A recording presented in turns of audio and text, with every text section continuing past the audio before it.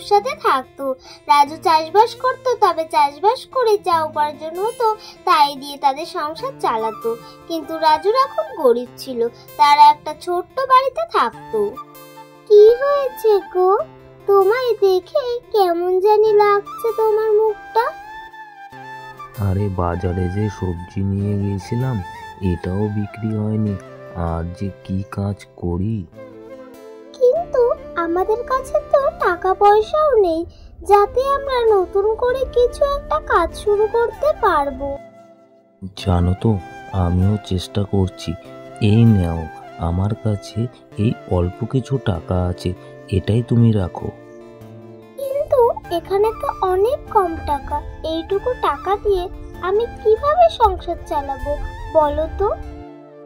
দেখো, এই অল্প কিছু সবজি বিক্রি করে ভালো রোজগার হয় না, আর যা উপার্জন হবে তোমাকে বুঝে শুনে সংসার চালাতে হবে, বুঝলে তো? সে তা না হয় বুঝলাম, কিন্তু এত কম টাকায় কিভাবে সংসার চালাবো আমি বুঝে উঠতে পারছি না। তুমি একটা কাজ করো, তুমি একবার কিছু একটা ভাবো। আমি তো চেষ্টা করছি গো, আর কি করব বলো, সবই ভগবানের হাতে। কিছু তো একটা করতে হবে এবার। আচ্ছা তুমি শোনো, আমি একটা কাজ করি, যদি তোমার খারাপ না লাগে তাহলে আমি কি বলবো? কি বলো না তুমি? শোনো, এখন তো আমাদের অভাবের সংসার চলছে, যদি আমি আমার বড়দি কল্পনাদির থেকে কিছু টাকা ধার নিয়ে আসি তাহলে কেমন হয় বলো? আর আমার পুরো বিশ্বাস আছে দিদির ওপর, দিদি নিশ্চয়ই আমাকে সাহায্য করবে, আর আগে শোধ করা টাকার জন্য তাড়াহুড়ো দেবে না। দেখো, তোমার যেটা ভালো মনে হয় তুমি সেটাই করো।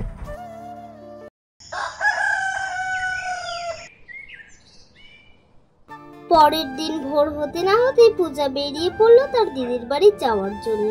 পূজা রাস্তা দিয়ে যেতে যেতে একটা বুড়িমার সাথে তার দেখা হয়।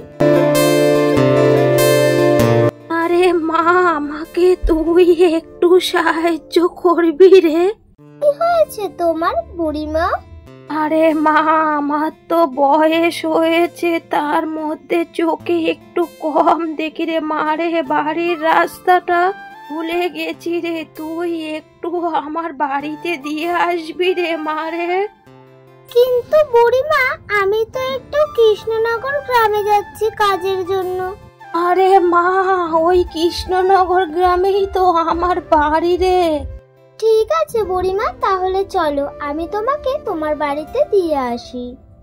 এরপর পূজা বুড়িমাকে নিয়ে বুড়িমার বাড়ি যাওয়ার জন্য রওনা দিল।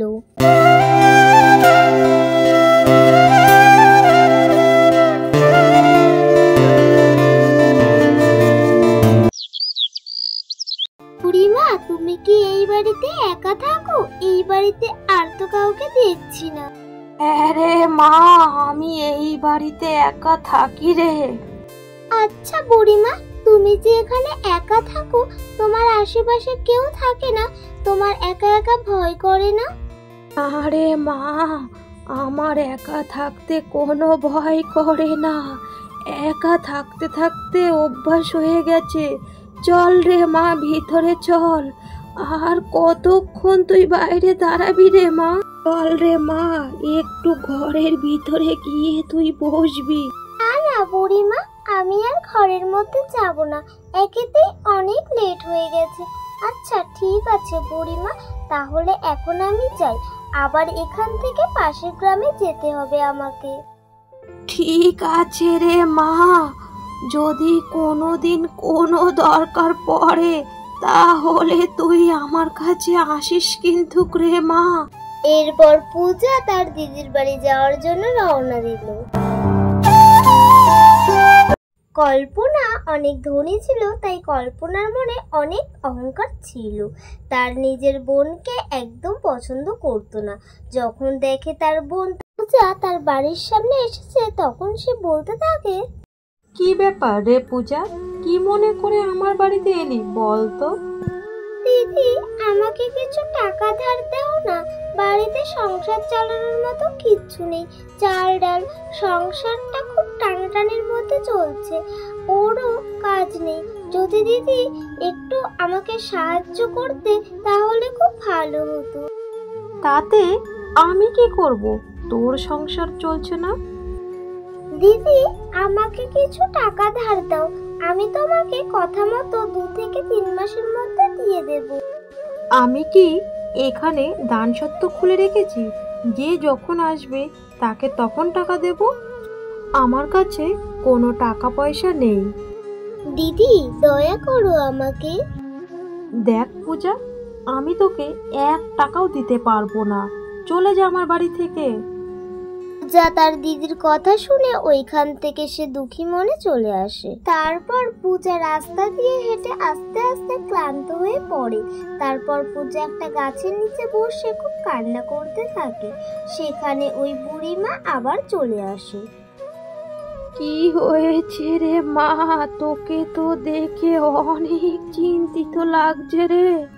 আর তুই এমন ভাবে কাঁদছিস কেন রে মা? বল না, তোর কি হয়েছে রে? তারপর পূজা বুড়িমাকে সব কথা খুলে বলতে থাকে। কি আর বলবো বুড়িমা, আমি খুব চিন্তার মধ্যে আছি। আমার স্বামী অনেক পরিশ্রম করে, কিন্তু আমাদের তেমন ভাবে উপার্জন হয় না। আমাদের সংসার চালানোর জন্য অনেক টাকার প্রয়োজন ছিল, তাই আমি ভেবেছিলাম আমার দিদির কাছ থেকে কিছু টাকা ধার নেব। ভেবেছিলাম দিদি আমাকে সাহায্য করবে, কিন্তু দিদি আমাকে অপমান করে তাড়িয়ে দিয়েছে। আমার খুব খারাপ লেগেছে বুড়িমা। এবার আমি কার কাছে সাহায্য চাইবো? এর জন্য এই দুনিয়ায় আমার নিজের বলতে কেউ নেই। আমি কিছু বুঝে উঠতে পারছি না বুড়িমা। আচ্ছা মা, আর কাঁদিস না রে মা, একটু শান্ত হ রে। আর এই ব্যাপার রে, চল আমার সাথে, আমি তোকে সাহায্য করবো রে মা। তুমি সত্যি বলছো বুড়িমা? তুমি আমাকে সাহায্য করবে? হ্যাঁ রে মা, আমি তোকে সাহায্য করব। চল মা, এবার আমার সাথে চল তো। বলছি বুড়িমা, তুমি তো একা বাড়িতে থাকো, আর তুমি আমাকে কিভাবে সাহায্য করবে বলো তো? তোমার তো এই 3 কুলে ছেলে মেয়ে কেউ নেই, তাহলে তুমি আমাকে কিভাবে সাহায্য করবে? আচ্ছা ঠিক আছে ঠিক আছে, চল না রে আমার সাথে। তুই দেখবি আমি কি করি, তুই না গেলে কি করে দেখবি। চল চল, এবার আমার সাথে চল। তারপর বুড়িমা পূজাকে তার সাথে তার বাড়ি নিয়ে যায়।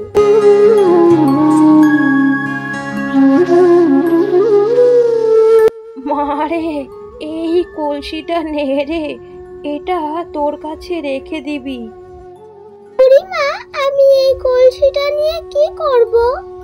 দেখ মা, এই কলসিটা কোনো সাধারণ কলসি না রে মা, এটা একটা জাদুর কলসি।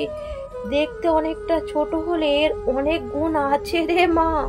কিন্তু বুড়িমা, আমি তো কিছু বুঝতে পারছি না, এই কলসির মধ্যে কি এমন গুণ আছে?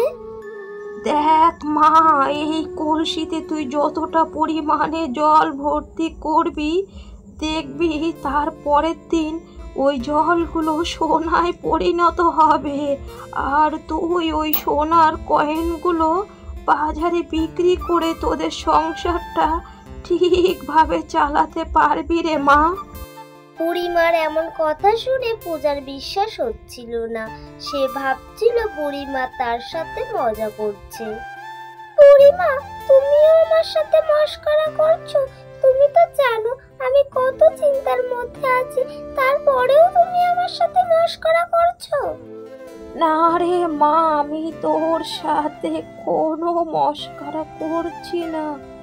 তুই এই কলসিটা নিয়ে যা। আজ থেকে এই কলসিটা যতটা জল পরিমাণে দিবি, কাল সকাল ভোর হতে না হতে দেখবি কিন্তু ততটা পরিমাণে সোনার কয়েন পরিণত হবে। ঠিক আছে বুড়িমা, আমি তোমার সব কথা বিশ্বাস করলাম।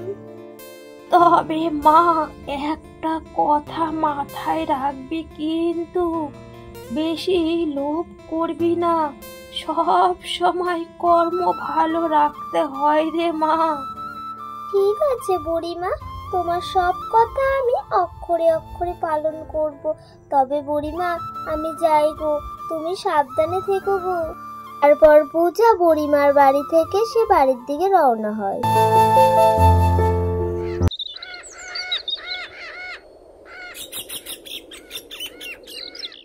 কি গো, তুমি তো তোমার দিদির বাড়িতে গিয়েছিলে আজ, কোনো টাকা পয়সার ব্যবস্থা করতে পেরেছো? না গো, কোনো টাকা জোগাড় করতে পারিনি। দিদি তো আমাকে অপমান করে বাড়ি থেকে বের করে দিয়েছে। ঠিক আছে গো, কোনো অসুবিধা নেই, আমরা তো খুব গরিব, কেউ আমাদের সাহায্য করতে চাইবে না। আচ্ছা শোনো না, তুমি এই কলসিটা আবার কোথা থেকে নিয়ে আসলে? আজ যখন আমি দিদির বাড়ি যাচ্ছিলাম তখন রাস্তায় একটা বুড়িমার সাথে দেখা হয়েছিল, আর ওই বুড়িমাটা আমার সব কথা শোনার পর এই কলসিটা দিয়েছিল। তবে এই কলসিটা কোনো সাধারণ কলসি না, এই কলসিটাই আমাদের আর্থিক অবস্থার দিক থেকে সাহায্য করতে পারে। আরে তুমি এইসব কথা এখন বিশ্বাস করো? এইসব কথা মজার কথা বলছো?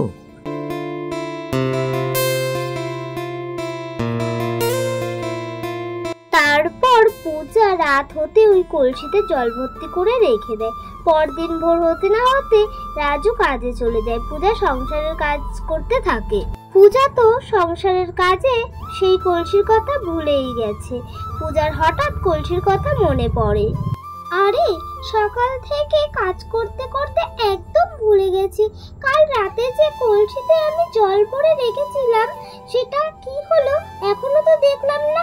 না, যাই এবার গিয়ে দেখি কলসিটা কি হলো।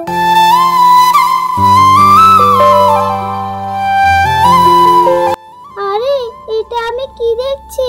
এ তো সত্যি কলসি ভর্তি সোনার কয়েন। তাহলে বুড়িমা সত্যি কথাই বলেছে।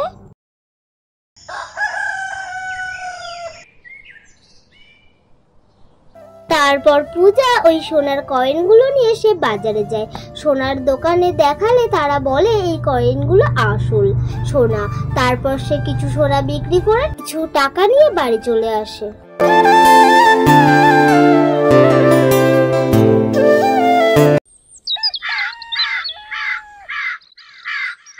কি বলছো তুমি?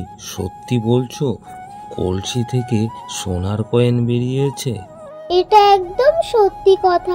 কাল রাতে আমি কলসিতে জল ভর্তি করে রেখেছিলাম, আর সকালে উঠে দেখি কলসি ভর্তি সোনার কয়েন হয়ে গেছে। সেইগুলো নিয়ে আমি বাজারে দোকানে বিক্রি করে কিছু টাকা এনেছি। এবার মনে হচ্ছে আমাদের অভাবের দিন শেষ হতে যাবে। হ্যাঁ গো, তুমি ঠিক বলেছ। তাহলে এবার আমাদের কাছে একটু টাকা পয়সা আসবে আর সংসারটাও ভালো চলবে।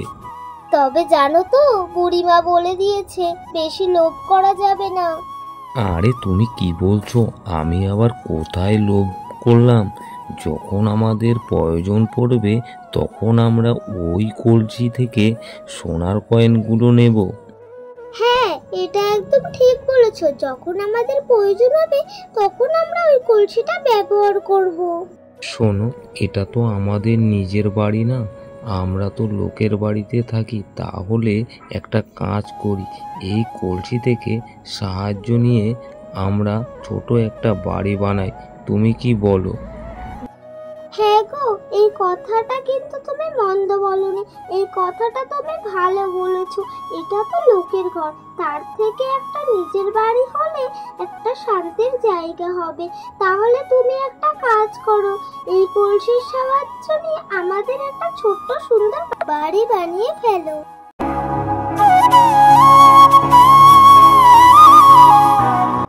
এমন ভাবে পূজা রোজ রাত্রেবেলা কলসি ভর্তি জল দিয়ে রাখতো, আর সকালবেলা দেখতো কলসি ভর্তি সোনার কয়েন।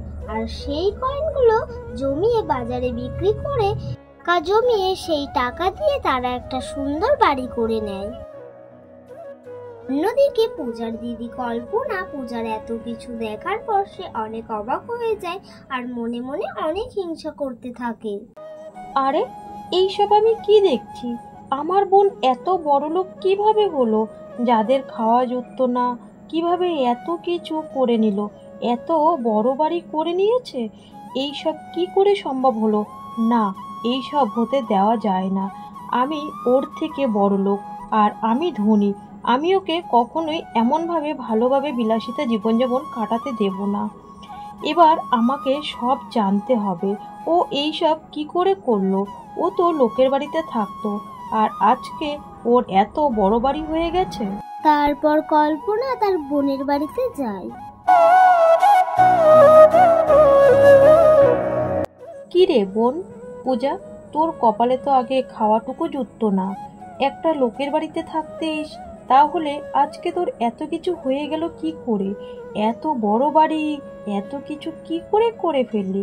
বল না, এটা কি করে হলো তোর? তারপর পূজা তার দিদির কাছে আগের ঘটে যাওয়া সব কথা ও কলসির ব্যাপারে সব কথা খুলে বলে দেয়। দিদি, আমাদের ওই কলসির সাহায্যে এত কিছু হয়েছে। তারপর কল্পনা তার বোনের মুখে সব কথা শোনার পর সে মনে মনে ভাবতে থাকে, ও, এই ব্যাপার, আমি যেটা ভেবেছি সেটাই হয়েছে, না হলে তো পূজার এইসব কখনোই করতে পারে না। আর পূজার কাছে আছে জাদুর কলসি, ওই কলসির সাহায্যে এত কিছু করতে পেরেছে। এবার দেখ আমি তোকে কি করি। পূজার কাছ থেকে সবকিছু শোনার পর ওইখান থেকে কল্পনা চলে যায়। তার দুদিন পর কল্পনা আবার কাঁদতে কাঁদতে পূজাদের বাড়িতে আসে। কি হয়েছে দিদি, তুমি এমন করে কাঁদছো কেন? বোন রে, তোকে আর কি বলবো, তোর দাদা বাবুর খুব যে শরীরটা খারাপ, ওর চিকিৎসার জন্য অনেক টাকার প্রয়োজন, কিন্তু এতগুলো টাকা কোথা থেকে জোগাড় করি বল তো বোন। পূজার তার দিদির কথা শুনে খুব খারাপ লাগে, তাই সে বলতে থাকে, দিদি তুমি একদম চিন্তা করো না, আমি তো আছি, আমি তোমাকে সাহায্য করব। এরপর পূজা ঘরে যায় ওই কলসিটা আনার জন্য। ওই কলসি আনার পর ওই কলসি দেখে তার দিদির মন খুশিতে ভরে ওঠে। দিদি, তোমার যতটুক টাকা লাগবে তুমি এই কলসি থেকে সাহায্য নিতে পারো। এরপর কল্পনা বাড়ি চলে যায়, আর কল্পনা খুব খুশি ছিল। এবার দেখবি পূজা, আমি কি করতে পারি। আমি এই কলসির থেকে সোনার কয়েন নিয়ে সব থেকে ধনী হব, তোর থেকে বেশি বড় লোক হব।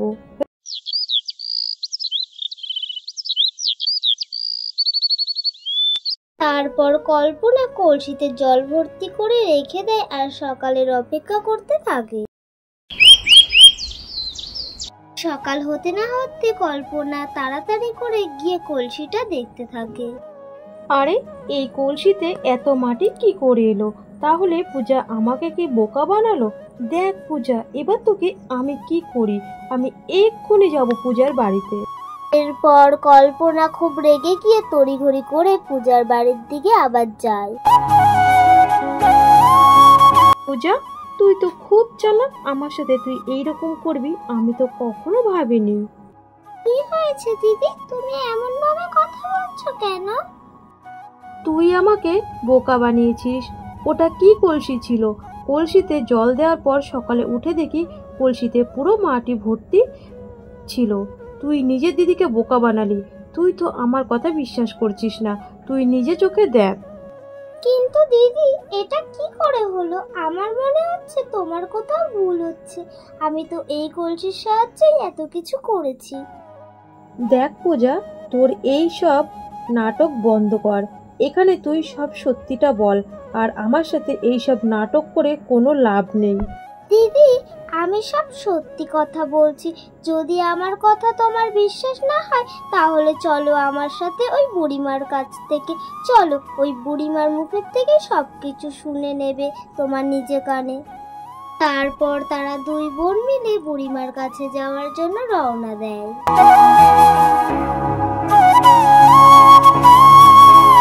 তারপর তারা বুড়িমার কাছে সব কথা বলতে থাকে। বুড়িমা সব কথা শুনে বুঝতে পারে আর হাসতে হাসতে বলতে থাকে, এখানে কলসির কি দোষ আছে?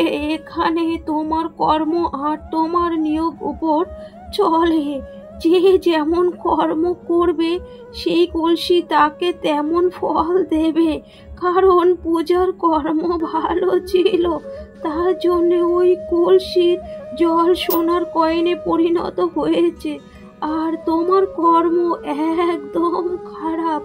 তুমি তো খুব হিংসুটে, খুব লোভনীয়।